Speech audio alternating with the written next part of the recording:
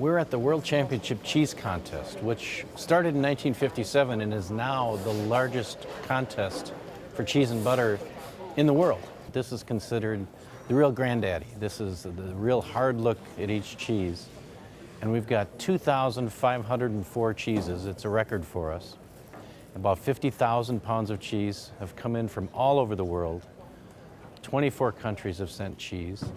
We've got judges in the room now. 40 judges, more than we've ever had because we've got all that cheese.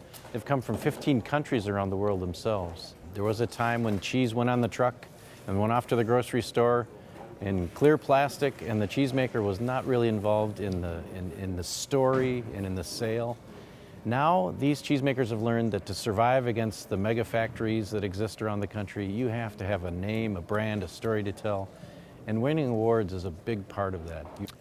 The judges, as the cheese is presented to the judges, they first look at the surface to make sure the surface is uniform and close. Next, you'll see them either cut or plug the cheese. At that point, they initially look at the color and catch the initial bouquet. Once they check out the plug and everything like that, you'll see them work up the cheese a little bit, and then eventually they taste it. That's the last thing. So, surface and appearance of the cheese, the initial plug, the initial bouquet, ultimately then tasting it. You've got an industry here that's quietly a $26 billion industry between the dairy farms and the dairy plants. And what most people think of as kind of the backdrop of Wisconsin really is a backbone industry for our state. You know, when we as cheesemakers, every vat of cheese I make it to be award-winning product.